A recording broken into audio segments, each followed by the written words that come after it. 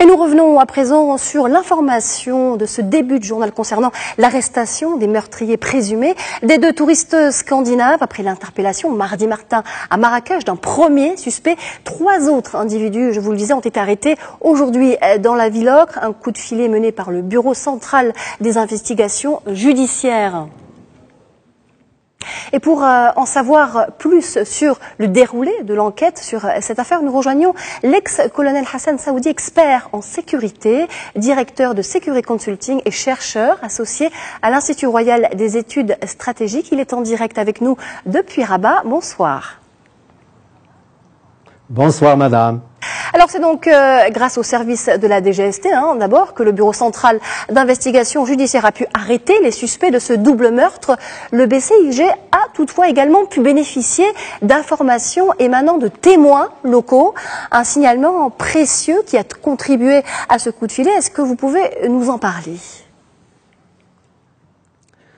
Tout d'abord madame, je me joins à toute la compassion générale et à cette dénonciation de ces crimes ignobles dans une contrée paisible, laborieuse et très hospitalière.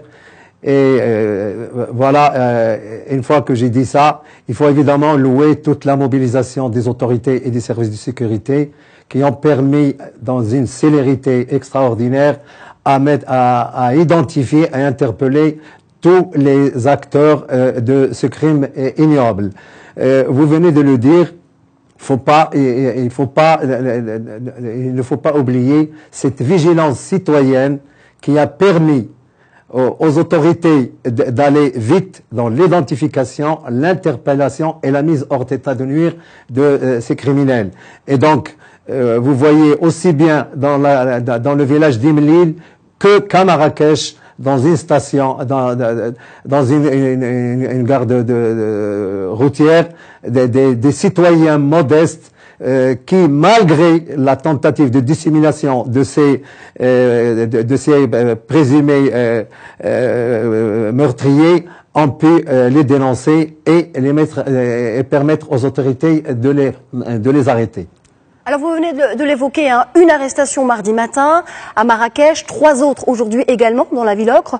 On peut parler de célérité des autorités. Pouvez-vous nous en dire plus sur le dispositif qui a permis cette opération ? C'est un dispositif, je dirais, collectif. Des moyens humains appropriés, des moyens technologiques, techniques, scientifiques et des moyens opérationnels, des hélicoptères, évidemment, qui ont permis, et puis des enquêteurs lignés qui ont permis tout de suite, grâce aussi à la contribution des citoyens, ça, il faut jamais l'oublier, et qui ont permis d'aller très vite dans l'enquête et de permettre l'interpellation des mises en cause. Il faut aussi signaler que les enquêteurs ont des éléments matériels palpables qui leur permettent d'avancer dans cette enquête-là. Maintenant, il faut régler le factuel et il faut démêler aussi tout ce qui est motivation, mobile, des éventuelles interconnexions de ce groupe criminel. Nous en saurons plus. L'enquête est en cours et il faut féliciter nos services de sécurité dans cette célérité et cette efficacité qui nous rassure. Alors, dernière question à présent. Pour l'instant, il n'y a aucune revendication. La piste terroriste est certes évoquée. Cela dit, certains évoquent le caractère isolé de cet acte criminel à Imlil, dans la région d'El Haouz, une région plutôt calme sur le plan sécuritaire. Quelle est votre analyse sur ce point ? Vous venez de le dire, on a l'habitude d'entendre la nébuleuse terroriste faire des revendications un peu opportunistes. Ils sont muets jusqu'à présent. Mais l'hypothèse qui a été avancée, entre autres par les enquêteurs, commence à prendre forme, c'est-à-dire la piste terroriste.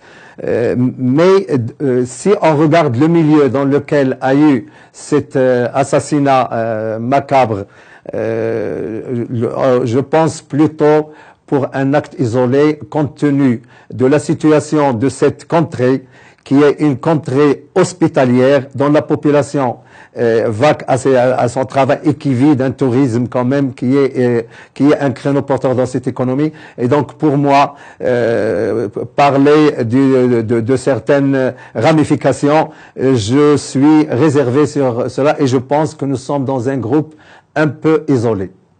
Hassan Saoudi, expert en sécurité et chercheur associé à l'IRES. Merci infiniment pour vos précisions. Merci pour l'invitation.